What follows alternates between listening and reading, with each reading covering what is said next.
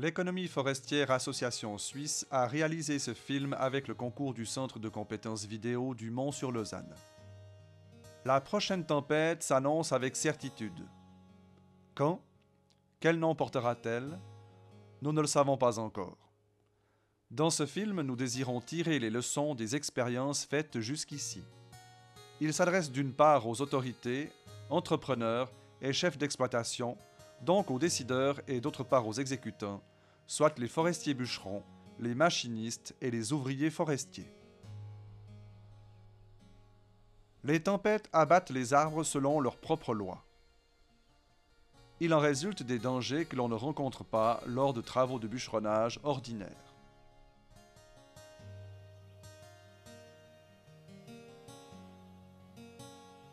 Sans une préparation minutieuse, le façonnage des chablis comporte des risques mortels.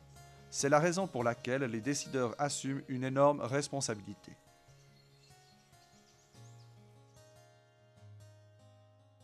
Afin de ne rien oublier lors de ces préparatifs, référons-nous au principe TOP, où T signifie technique, O organisation et P personnel.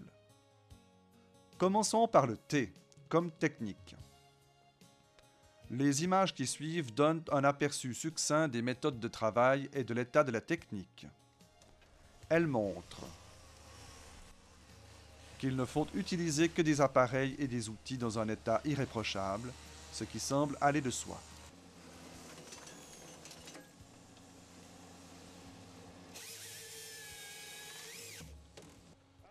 Que la communication joue ici un rôle très important.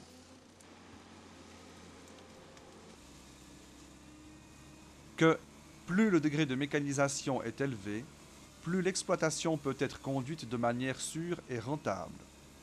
Cette règle est d'autant plus valable pour les chablis que pour une coupe ordinaire. Après avoir parlé des possibilités techniques, penchons-nous sur l'organisation. Nous porterons notre choix sur une organisation du travail appropriée et garante de la sécurité. Les questions suivantes sont source de nos principales préoccupations. Y a-t-il des dangers particuliers pour les tiers?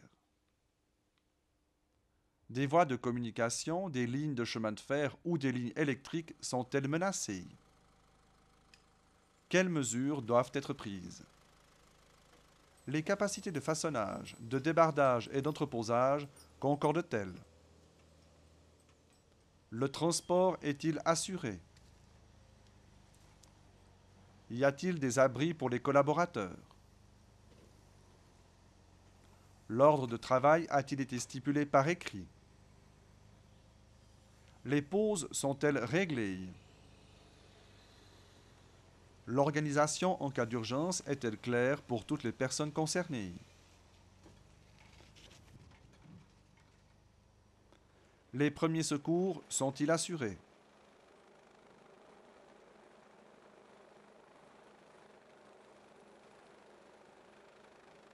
Après la technique et l'organisation, occupons-nous des questions relatives au personnel.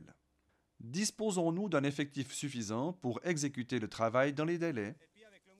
Notre personnel est-il suffisamment formé pour assumer cette tâche? Avons-nous besoin d'une formation complémentaire? L'économie forestière Association Suisse et le Centre de formation professionnelle forestière du Mont-sur-Lausanne fournissent des conseils et apportent leur aide pour les questions de formation, de technique et d'organisation. Lorsque les décisions ont été prises par les responsables, elles doivent être appliquées sur le terrain. Il faut donc les expliquer aux exécutants et rendre l'ordre de travail compréhensible pour tous. La sécurité et la rentabilité dépendent des moyens engagés, du niveau de formation des collaborateurs et des méthodes de travail choisies.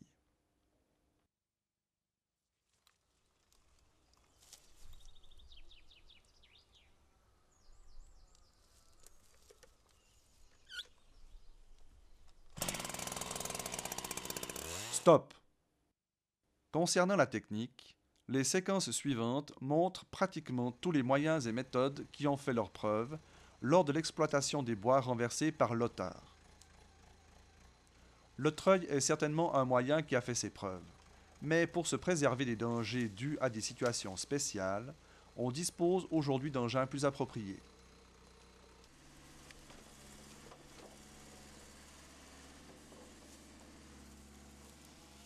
L'utilisation d'une grue réduit le risque pour détacher un arbre de sa souche et une communication fiable entre les ouvriers augmente la sécurité pour l'utilisateur de la tronçonneuse. La collaboration entre les machinistes et les utilisateurs de la tronçonneuse exige de chacun d'eux une concentration maximale. Pour cette raison, il faut prévoir suffisamment de pauses. Pour des motifs de sécurité et de rentabilité, il faut donner la préférence à des méthodes de travail entièrement mécanisées plutôt qu'aux méthodes traditionnelles.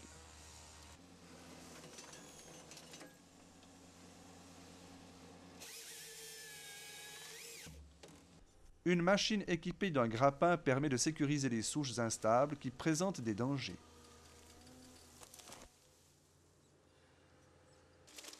Les grandes et robustes abatteuses sur chenilles permettent aussi de démêler le gros bois et de le façonner de manière sûre.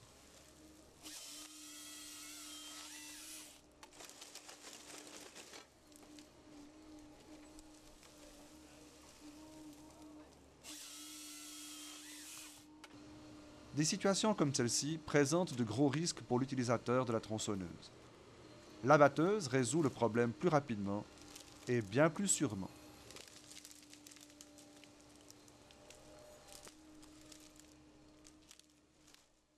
Examinons maintenant l'évacuation du bois, autrement dit le débardage. Aujourd'hui, dans cette activité, de nombreuses alternatives complètent celles offertes par le tracteur forestier traditionnel.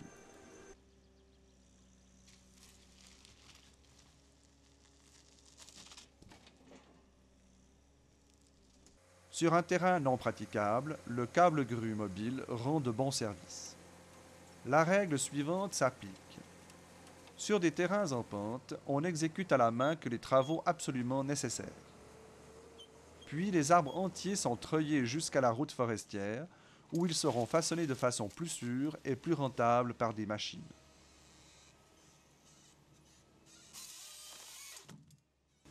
Une excellente coordination de l'engagement des machines évite tant d'attente et immobilisation.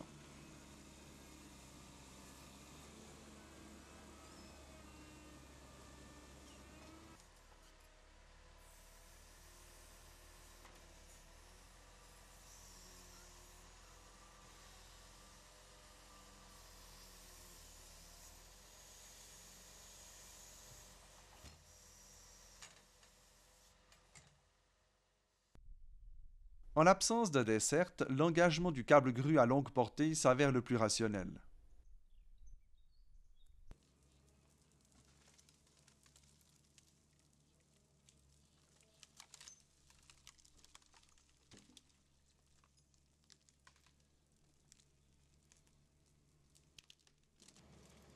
La sécurité et le rendement augmentent considérablement grâce à l'utilisation de machines adaptées.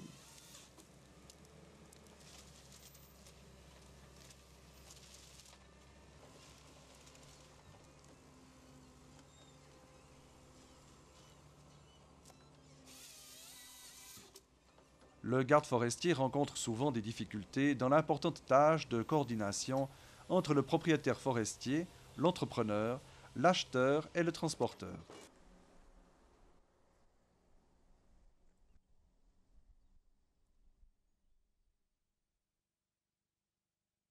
Poursuivons par le haut comme organisation et prenons les mesures qui s'imposent.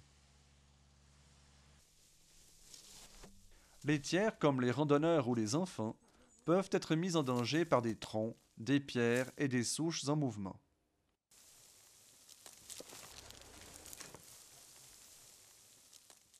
Les exécutants assument aussi une responsabilité particulière à l'égard des voies de communication comme les lignes de chemin de fer ou les routes.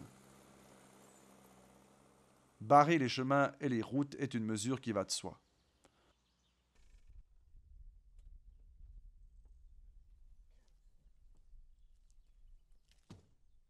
L'ordre de travail écrit doit mentionner toutes les mesures et particularités. il est important qu'il soit commenté sur le terrain, adapté et bien compris de chacun. Pour le bien-être et la sécurité des ouvriers, il faut aussi prévoir des abris.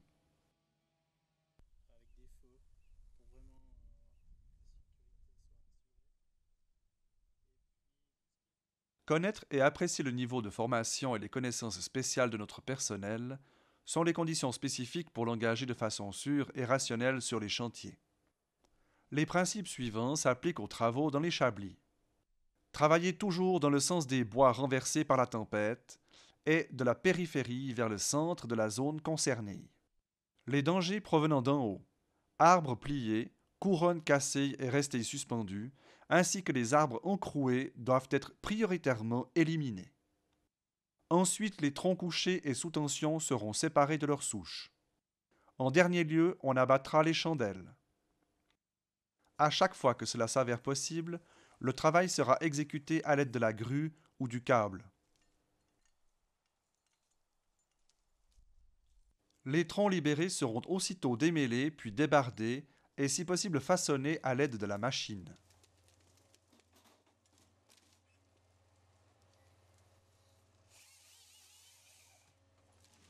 Le choix impératif de la bonne technique et son exécution correcte permettent un travail sûr. En priorité, il faut éliminer les dangers d'en haut. Afin de pouvoir choisir la variante la plus sûre, une évaluation rigoureuse de chaque situation est indispensable.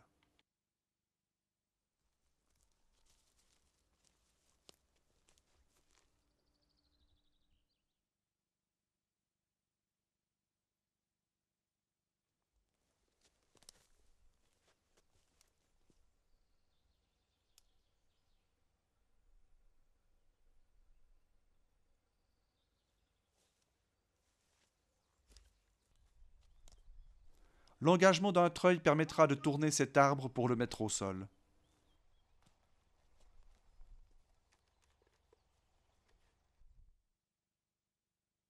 Après avoir exécuté l'entaille et la taille d'abattage, le milieu de la charnière est scié en respectant l'inclinaison du tronc.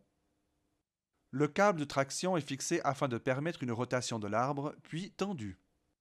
La bande de bois restant du côté de la zone de tension est coupée.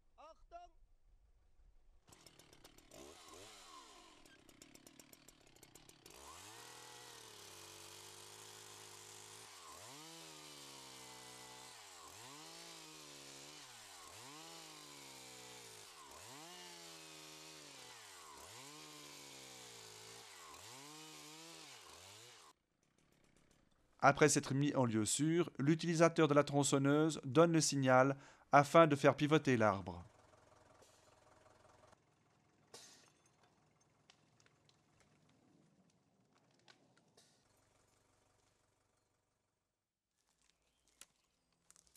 Abattage avec la taille en V. Cette méthode convient pour des arbres sains fortement penchés dans la direction d'abattage, dont le diamètre n'excède pas 40 cm. La méthode se base sur le fait que le solde de bois comprimé, déjà réduit par deux entailles, s'écrase sous le poids de l'arbre et diminue ainsi l'effet de tension, réduisant les risques d'éclatement.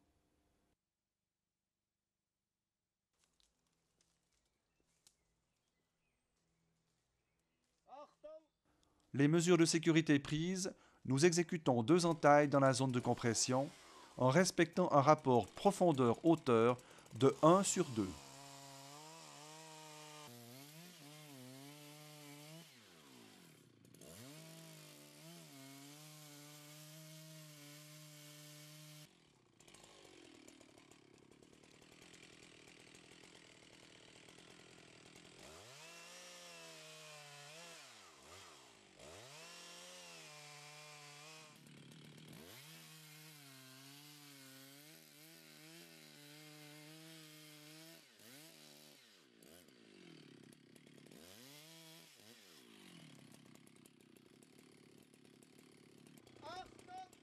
Le bois restant, déterminé à l'extérieur par le tiers de la circonférence de l'arbre, est rapidement scié.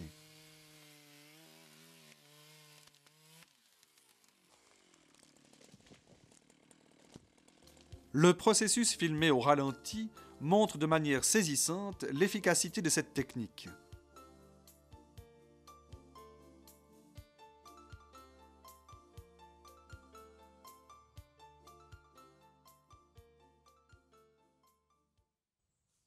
Cette couronne cassée représente une grave menace au-dessus de nos têtes.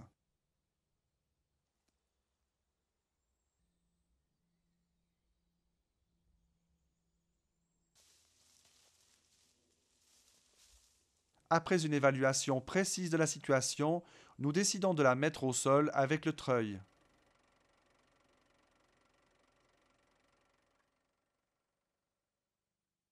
L'escalade de l'arbre étant interdite dans ce cas, on utilisera le sac à lancer.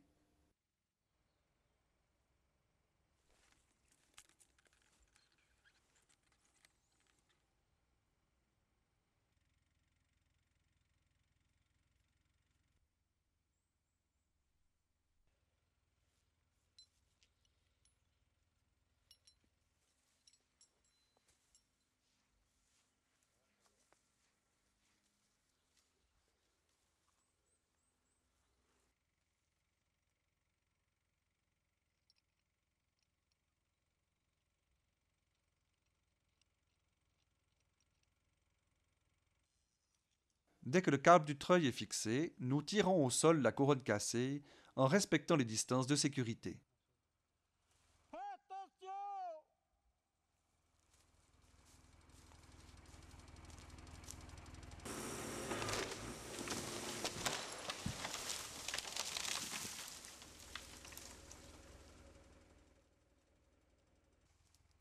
On effectue un contrôle pour s'assurer que les dangers sont définitivement écartés. Pour réduire les fortes tensions, il existe différentes méthodes.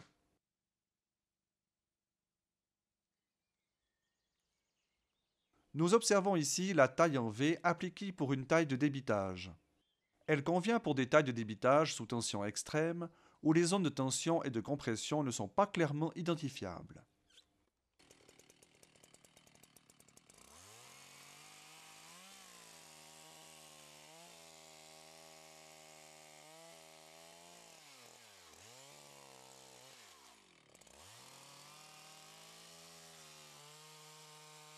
La première entaille est toujours exécutée depuis le côté le plus dangereux.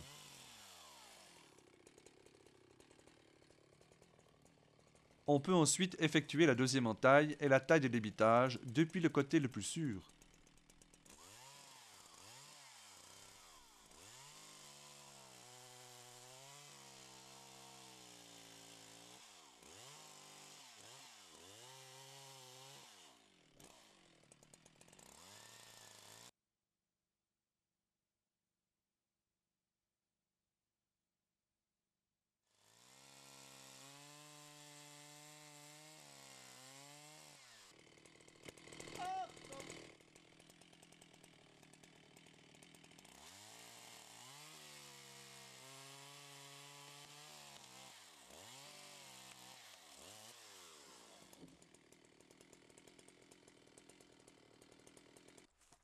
La méthode est identique pour les feuillus.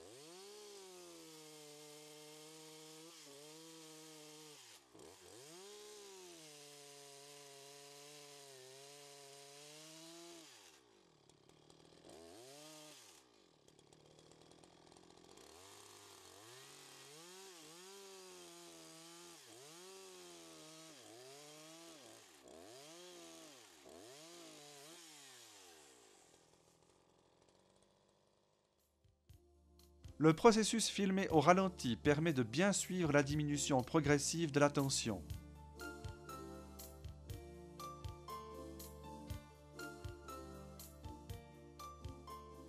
La taille progressive est adaptée à la découpe des bois dont le diamètre n'excède pas la longueur du guide-chaîne. L'entaille est sciée dans un rapport d'environ 1:1 dans la zone de compression. Puis elle est élargie par des coupes parallèles jusqu'à la rupture du bois restant.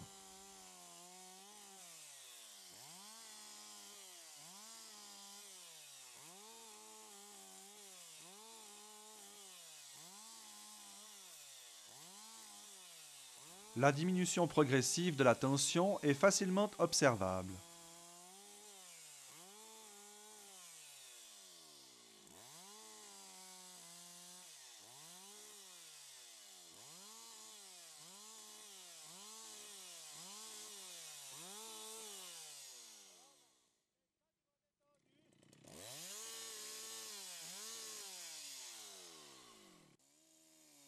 La taille circulaire ouverte est adaptée à la découpe des bois avec des tensions modérées. On scie une entaille de 1/5 à 1/4 du diamètre du tronc dans la zone de compression.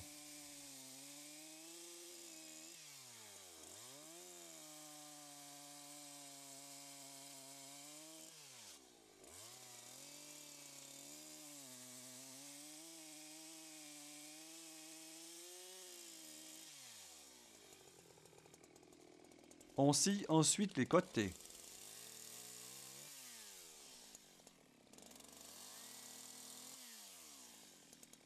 Enfin, le bois restant est scié depuis la zone de tension.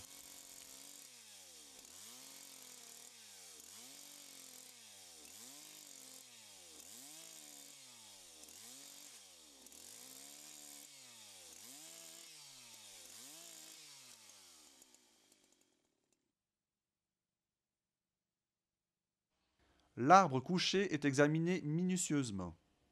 Dans ce cas, le choix de la taille de débitage 3/4 est la solution.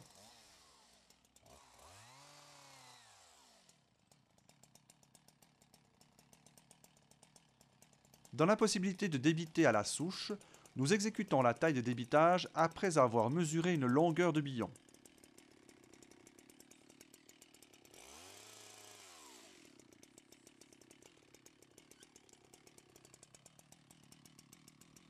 Nous taillons depuis le côté le plus dangereux environ 3/4 du diamètre du tronc.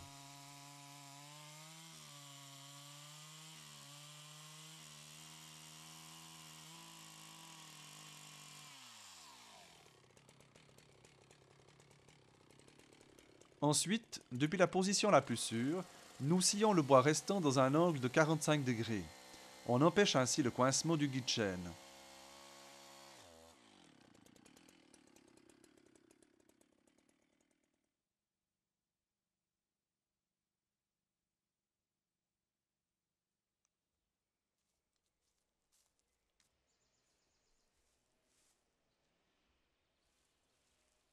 Dégager la place de travail est la règle à appliquer pour travailler en sécurité.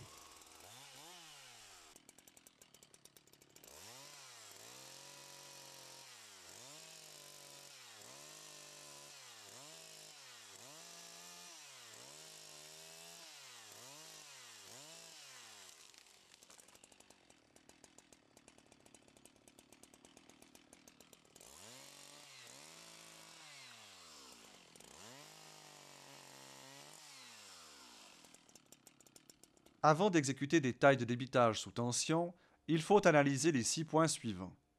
Point 1. Comment réagir à la souche? Comment réagir à le tronc? Point 2. Où se situe la zone de compression et la zone de tension? Point 3. La tension est-elle faible, moyenne ou forte? Point 4. Quelles sont les tailles applicables? Point 5. Quel est le côté le plus sûr? Où sera mon chemin de retraite? Point 6. La mise en œuvre de mon choix occasionnera-t-elle de nouveaux risques? La zone de compression et la zone de tension sont marquées ici avec des couleurs afin de mieux les définir. C'est seulement au terme de cet examen attentif que nous pouvons définir la taille de débitage à appliquer.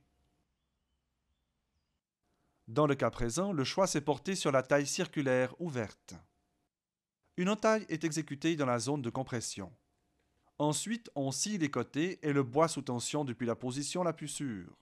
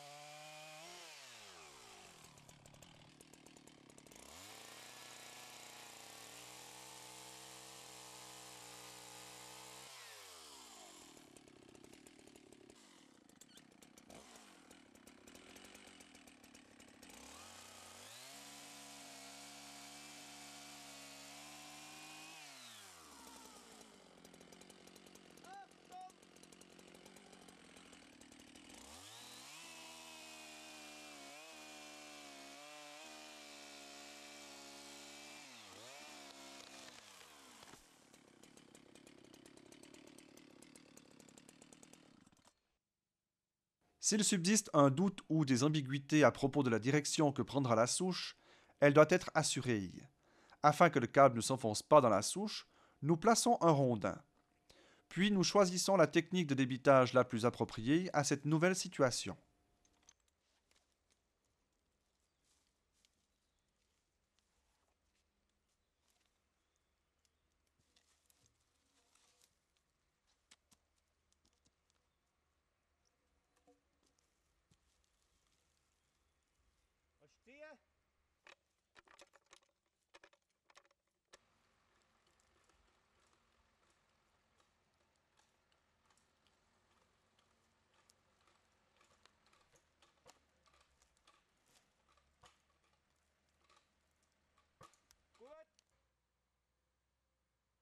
Dans ce cas présent, le choix se porte sur la taille de débitage 3/4.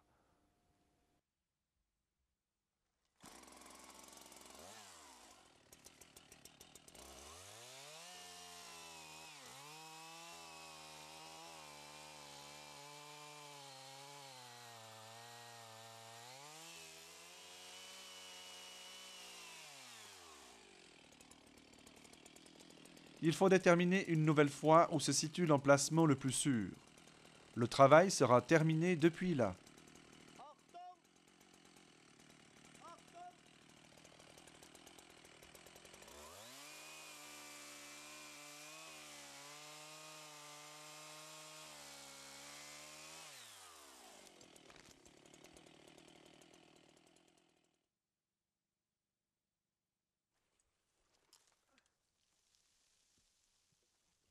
Même une souche de très grande taille peut être ramenée au sol à l'aide du tire-câble.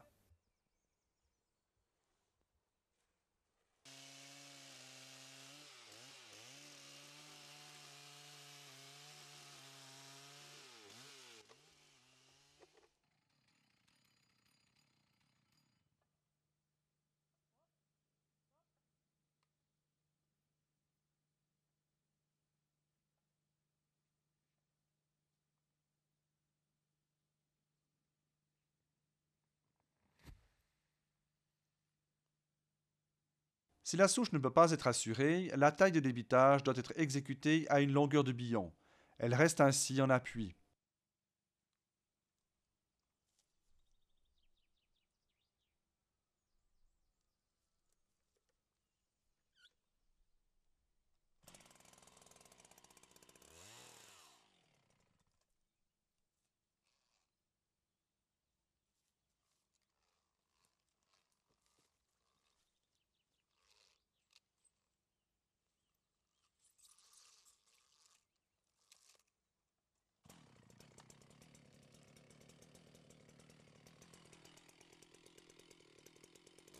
On aura recours dans ce cas à une taille circulaire.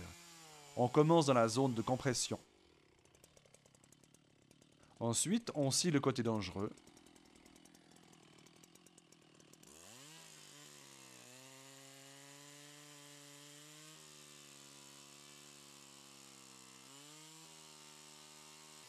Puis on termine la taille de débitage depuis l'emplacement le plus sûr, dans ce cas le côté amont.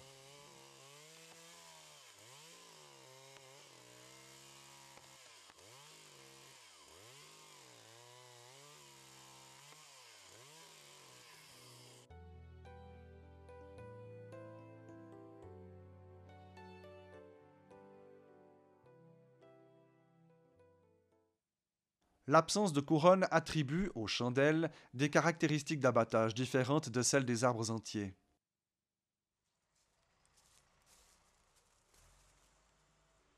Les risques sont fréquemment sous-estimés.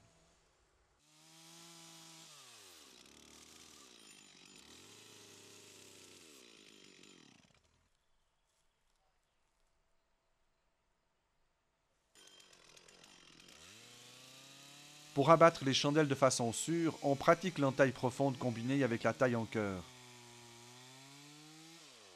La diminution de charnière compense ainsi l'absence du poids de la couronne. Une charnière minimale garantit encore une direction sûre.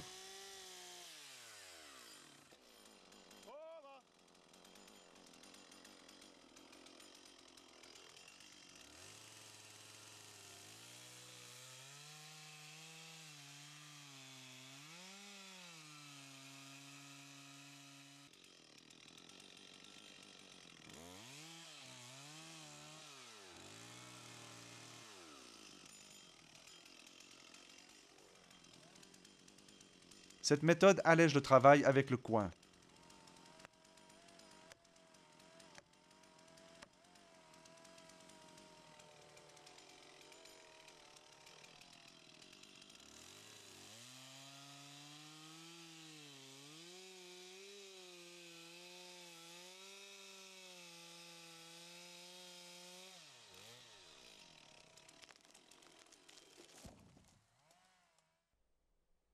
Des arbres cassés et fendus dissimulent des dangers imprévisibles. Dès lors, un examen minutieux revêt une importance capitale.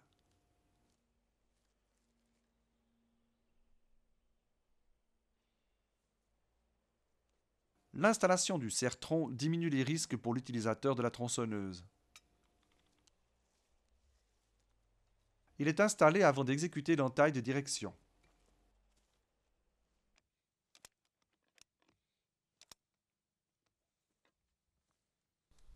Le serre-tronc évite l'éclatement du tronc et le coincement du guide-chaîne.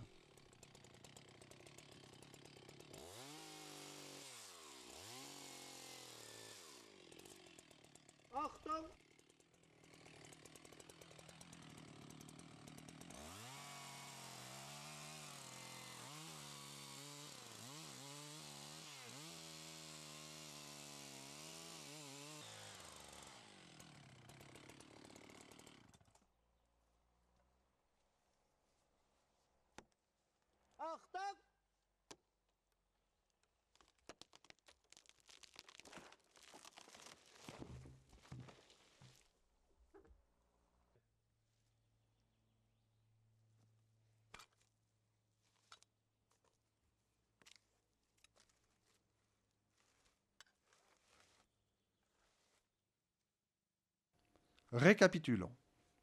Créer les conditions pour un travail sûr et rationnel n'est possible que si nous appliquons le principe TOP. T pour moyens techniques, O pour organisation et P pour personne. Et que nous nous y référons. Le bon choix des moyens techniques et des méthodes de travail influence positivement tant l'aspect de la sécurité que celui des coûts. Plus le degré de mécanisation est élevé, plus la sécurité du travail a tendance à s'accroître, tandis que les coûts à l'unité diminuent. L'organisation revêt une importance capitale. Le manque de coordination des diverses étapes de récolte comme le façonnage, le débardage, le stockage et le transport du bois fera exploser les coûts.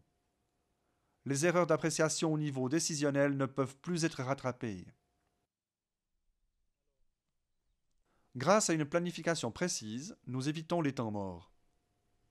Les coûts diminuent et la sécurité du travail augmente. La motivation et la rentabilité sont augmentées. L'ordre de travail présenté doit être compris par toutes les personnes concernées et représente l'élément le plus important pour assurer le déroulement des travaux tels que planifiés. Connaître et apprécier le niveau de formation et les connaissances spéciales du personnel sont les conditions spécifiques pour l'engager de façon sûre et rationnelle sur les chantiers. Lors de l'exploitation des chablis, les collaborateurs ne doivent assumer que des tâches correspondant à leurs capacités. L'attribution de tâches inadaptées peut avoir des conséquences mortelles. Dès lors, l'employeur porte une très grande responsabilité. Une bonne formation est une assurance vie. Envisager un perfectionnement dans le but d'être mieux armé pour affronter les événements particuliers n'est pas une perte de temps et d'argent. Des cours spéciaux sont proposés par l'Économie forestière Association Suisse et par le Centre de formation du Mont-sur-Lausanne. Si les responsables de la planification, à tous les échelons, et les praticiens sur le terrain se conforment au principe TOP, donc top, et tiennent compte des connaissances présentées, l'exploitation des forêts endommagées par les tempêtes devrait, à l'avenir, être appréhendée avec une plus grande sérénité et avec des dispositions soucieuses d'une parfaite intégration de la sécurité. L'Économie forestière Association Suisse a réalisé ce film avec le concours du Centre de compétences vidéo du Mont-sur-Lausanne. Que tous ceux qui ont contribué à la réussite de ce film soient ici chaleureusement remerciés.